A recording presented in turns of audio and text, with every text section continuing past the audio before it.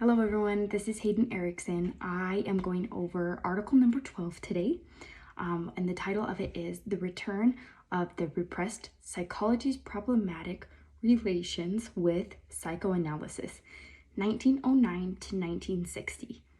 It is by Gail A. Hornstein. This article is very insightful. It has explorations of the intricate dynamics between psychology and psychoanalysis, and it's based in a very critical point of time. And I'd like to go over some key components of the article. I'd like to start off with a little bit of a background. So the background: when psychoanalysis initially arrived in the United States, most psychologists paid little attention to it. However, by the 1920s, psychoanalysis had captured the public imagination to such an extent that it threatened to overshadow experimental psychology entirely as a whole. The threat and the response of that goes throughout this article. I'd like to hurry and take a little snippet of part of the article and read it to you now. So, of course, the real issue here is not who had been analyzed and who had not. What was at stake was the fundamental question of subjectivity in science. So this is really what was going on when psychology and psychoanalysis were kind of like butting heads at this time. The article, goes on to even say that psychologists found it profoundly disquieting to have an analyst claim that being psychoanalyzed was that makes someone a credible scientist, like being able to be evaluated in a psychoanalysis way made you a credible scientist. This implied that science was subjective, that it was ultimately about personal experience rather than rigorous methods. Even worse, it suggested that unconscious was so powerful, a part of the mind that is forced had to be experienced directly in one's own life in order to understand the psychology of others.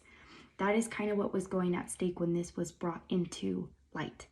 The threat posed by psychoanalysis lay in its radical subjectivity, like we had just discussed, which psychologists had previously dismissed as unscientific. You can see how problematic that could be for this time period.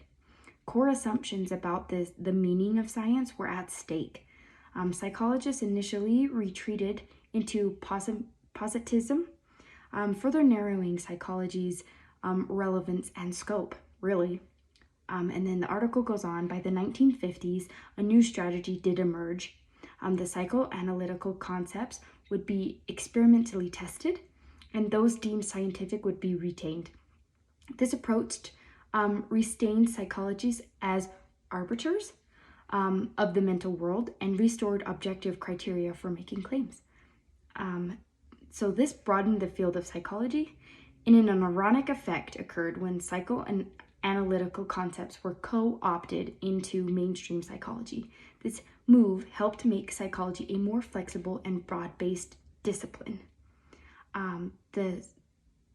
It's really great. So in summary, basically, Hornstein's work shedded some light on the tensions, adaptations, and transformations that occurred as psychology grappled through with its relationship with psychoanalysis during the first half of the 20th century. This was, like I said, a crazy point of time in this period. American psychology has been distinguished by an uncanny ability to adapt itself to cultural trends as quickly as they emerge. Once it became clear that the public found psychoanalysis irresponsible, psychologists found ways of accommodating to it. So this was kind of helping within the end. Instead of concentrating all their efforts on criticism, they were able to identify those parts of the theory that were potentially useful to their own ends and incorporated them. So ultimately, this article kind of walks you through the good, the bad, and the better. So thank you for watching. Hope you guys have a great day.